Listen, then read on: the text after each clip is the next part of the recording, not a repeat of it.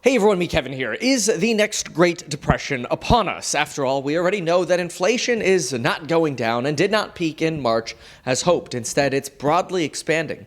Markets are now pricing in substantially more aggressive action by the Federal Reserve, with an expectation that the Fed could raise the Fed funds rate to a high of 3.5% to 4% by the end of the year to fight inflation. That would be the highest Fed funds rate in 15 years, harkening back to what few of us want to compare to, 2007, just the beginning of the Great Recession. But see, the Great Recession could end up being a baby compared to what happened in the early 1980s, where inflation had been elevated for over 6 years, and people as well as markets had lost faith in the Fed's ability to actually control inflation. That led to Fed Chair Paul Volcker saying enough is enough and increased Federal Reserve interest rates, the Fed funds rate, to 20%, purposefully getting ahead of inflation, crashing markets, and to finally prove that the Fed was actually serious about lowering inflation. Today, even if rates were at 3.5% to 4%, we would still be half the rate of inflation. Today, inflation expectations are rising, but they're not yet at the levels that we saw in the early 1980s. In fact, they seem somewhat, quote, anchored. However, it has been made clear that if inflation expectations run away, Jerome Powell will have no problem, quote, Paul Volckering us. And even in the last 30 days, he'd mentioned his admiration for Paul Volcker and talked about how Paul Volcker did the right thing to bring inflation under control. This is the first time in his career as the Fed chairperson that he has uttered the words Paul Volcker, which have come to mean much more of a signal of potentially pain to come, as memories are brought up of the early 80s, than of just simple admiration. See, the Federal Reserve is all about communicating their hints. And folks, there are plenty that there's a lot more pain ahead of us. Or is there? See, our Fed U-turned with the belief that inflation was no longer transitory in November and December of last year, 2021. The Federal Reserve said, don't worry though, they had already sold their individual stocks to avoid a conflict of interest, so it was all good. We were set to tighten, which meant stock prices had to come down. And that they did. Since then, the S&P 500 is down 18.4%, and the Nasdaq Technology is down 28.09% since the beginning of the year. Bloomberg is reporting that S&P multiples are down at 40%. That's the similar decline that we saw for price-to-earnings ratio multiples as the dot-com era crash. Note, these are multiples, not prices. Earnings seem to be holding up prices better today than in the dot-com era, where companies were a lot less mature. Today's stock market crash, however, is happening 3 times as fast as that of the dot-com era, which is giving many hope that maybe the recovery will be 3 times as fast, especially since the dot-com bubble took some stocks 14 years to go from a top through the bottom and back to a higher than original price. 14 years, a long time. It's a generation. But the idea that today's stock market might rebound 3 times as fast because it fell 3 times as fast might just be hopium. See, S&P multiples are down about 40% peak to trough in May, and the S&P pays just 5% in earnings, and quote-unquote pays, because this includes dividends and net earnings. It's a fancy way of calculating this. But when the S&P pays out just 5%, at the same time as we have a fear that we might be facing an earnings recession coming up, which is 2 quarters of a negative year-over-year earnings growth for companies, at the same time as investment-grade bonds are yielding 4.4%, folks are asking themselves, why take the risk on stocks? It'd be better to sit in cash or in bonds. Not all bonds are winning either. And if you're actually trying to achieve that 4.4% yield on investment-grade bonds, you have to hold through duration. Otherwise, if you're trying to resell on the market while the bond market's crashing, you can end up seeing the value of your bond portfolio plummet. But if you hold through duration, guess what happens? You don't invest your money in the stock market while you wait for that yield to become a reality and sit on the sidelines of perceived safety. Downside for that? More pain for stocks. At the same time, consumer credit is exploding at the fastest pace in the last 30 years, which unfortunately, consumers taking on more credit, especially riskier credit like credit card debt, often pre-signals a recession. On top of this, mortgage rates and the housing market are seeing pain themselves. Mortgage rates have exploded over 3% higher than where they were in December, leading to an over 30% reduction in purchasing power in just 5 months. Some are saying, don't worry, the real estate market will be fine, there's too little inventory. But that's what folks said about the apparel business, which is now saturated with inventory. And if we look at leading indicators for housing, what do we see? Inventory starting to inflect up, and the amount of active listings with price drops rising. Both are leading indicators that even the founder of the Real Estate Case-Shiller Index says may bring back people's memories of a 2008 real estate bubble burst. But that's not the only bubble to potentially burst or to have burst. Consider blank check SPAC IPOs burst, fintech stocks like SoFi and Robinhood bursting, stay-at-home stocks like Zoom and Peloton getting gutted, some of them down 90% from their peaks. And despite strong travel demand, airlines aren't faring much better due to an oil price shock, the likes of which also helped lead to the 2007 Great Recession. Also, inflation being at a 40-year high, trending up, and expected to stay stubbornly high for the foreseeable future in 2022 doesn't instill confidence in the market. So if you're fearful about the market, you're right to be fearful. And it's raising concerns that the Fed will continue to raise rates, unfortunately causing bankruptcies. Today, about 12% of companies in the S&P 500 are considered zombie companies. These are companies with declining and higher interest rate payments alone than they have net income. And guess what happens to these companies in a recession? Often, bankruptcy. Consider the multinational personal care company Revlon, established March 1st, 1932, selling products around the world with locations in London, Paris, Hong Kong, Tokyo, Sydney, and Singapore. The company has 5,700 employees, and despite a well-known brand, is now rumored to be preparing a Chapter 11 restructuring bankruptcy filing. This led the stock to fall nearly 53% in a day, followed by another 7% in after hours. In my programs on building your wealth, including buying real estate to go from zero to millionaire, which are all linked down below with an expiring 50% off coupon code, I'm often asked, how can we spot a company going bankrupt before it happens? Well, in this case, it's easy. If you read the financials for Revlon in their last quarterly report, March 31st, 2022, you would have learned everything you needed to know in less than 5 minutes. Here you go. Here's a picture of Revlon's balance sheet. In the first quarter of 2022, they reported $70 million in cash and no market securities.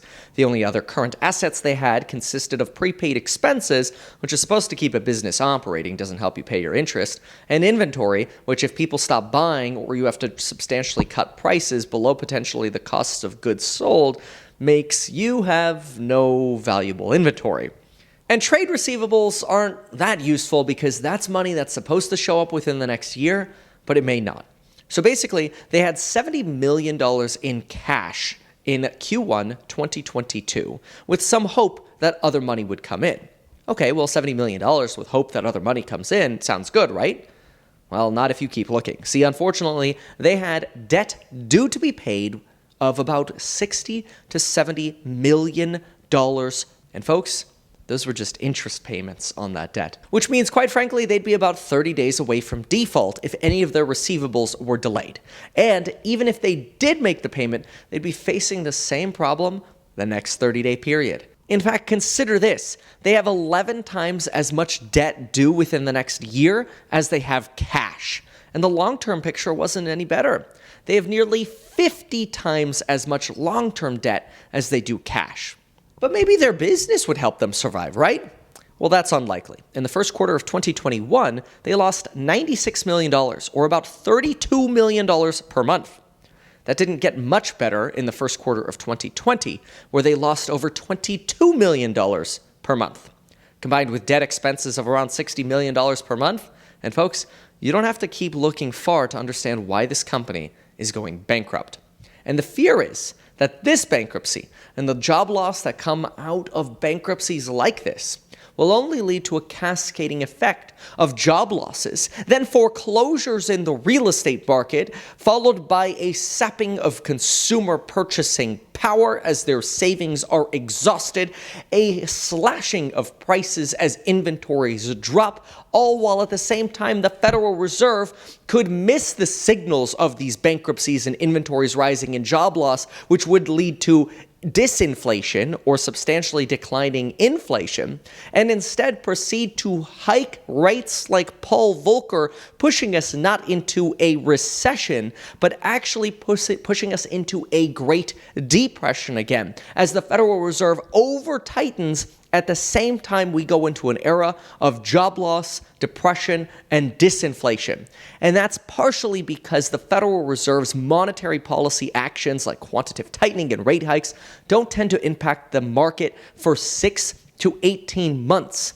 If in 12 months from now, for example, in May of 2023, we have substantial disinflation, bankruptcies, job loss, and more foreclosures at the same time as the Federal Reserve's hawkish actions today start impacting markets and businesses' ability to borrow and spend or hire, we could be going into a depression. So, if you're wondering why the market has been bearish 38% of trading days this year, featuring bearish price action known as the triple lower low, well, it's because there's a lot of reason to be fearful. A triple lower low, by the way, is a lower high in the stock market followed by a lower low, followed by a lower close the next day. See, lower, lower, lower, triple low.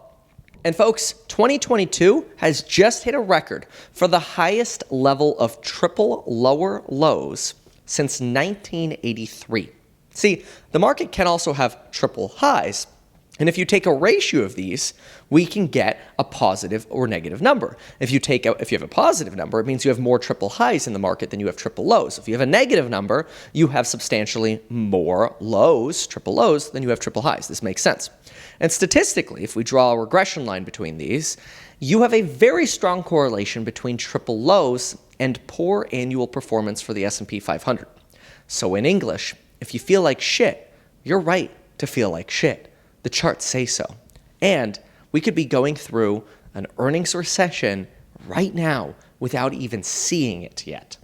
All we have right now are substantial cuts in guidance over and over and over again. Take, for example, Goldman Sachs, who's cut guidance 3 times this year so far. That's intra-guidance periods. Usually companies give guidance at earnings, but if they're continually updating guidance to the downside in between earnings, it means the market is deteriorating substantially faster than expected.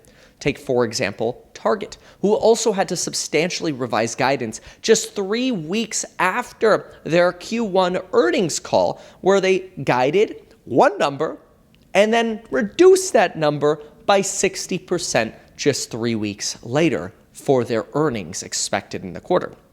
Or take, for example, DocuSign, a SaaS company with a once quite brilliant valuation. Their stock is now down 58% on the year. They just reported earnings with a billings forecast that was reduced a lot more than we thought a stay-at-home company would reduce their billings for. There was this belief that, sure, stay-at-home companies are going to pull forward demand. Okay, that's fine. That was built into expectations. That would mean lower demand in the future because it's been pulled forward. But now we're seeing such rampant declines in billable forecasts from the levels where the forecasts previously were, many are scratching their heads as, this is it. This is probably the start of an earnings recession. Now, earnings recessions do not always have to correspond to an actual recession in the market. But if you're investing in stocks, both are bad. Now, even though consumer sentiment numbers are at the lowest level since the Great Recession, consumers are behaving kind of weird. Consumers are taking on substantially more debt. They're saving less money than they ever have before since the Great Recession. And at the same time as all of these uncertainties are unfolding, companies like Toast, who do payment processing for restaurants, and Dave & Buster's have both told us in both of their last earnings calls, despite macroeconomic challenges, they're not seeing any indication of consumers slowing down their spending. None. So, where do we go from here, and how should we invest? Well, how to invest is obviously very personal, and this can't be financial advice. But some believe that the stock market crash will not exceed the bottom that we had in May of 2022. That's about the 280 to 285 level on the QQQ, or an ETF that tracks the NASDAQ technologies. and that the best time to invest is actually now, during a potential recession or during the time that we fear a recession is coming. Remember, the yield curve, the spread between the 10-year and 2-year Treasury that's often seen as a leading indicator of a recession coming, inverted for one day or about 36 hours on April 1st. And so now everybody's wondering, are we fools to be in this market, or are we fools to not be buying? See, the favorite quote that often circulates from Warren Buffett is, be fearful when people are greedy, be greedy when people are fearful. Right now, people are fearful. Warren Buffett and Charlie Munger are buying. Are you buying? And after all, when fear strikes, it's understandable to be devastated by the feeling of years of your hard-earned money literally evaporating on the daily in front of your eyes. We get concerned about 8% inflation, yet somehow we bear through 8.6% losses on the daily sometimes. In stocks, it can just feel like your back is against the wall. It's hard to fight a falling stock market, so fight or flight kicks in, and since you can't fight, flight takes over and people bail, sometimes at the worst possible time. Especially since there's no shortage of bears who say that things will get worse before they get better. And they might be right. If we get Paul Volckered, you will not want to own any stocks or potentially assets at all. You'll want cash. If we don't get Paul Volckered and inflation finally trends down, we avoid a great depression where the Federal Reserve tightens as we're heading into a disinflationary job loss and bankruptcy time. If we don't have those, then maybe consumers might spend less.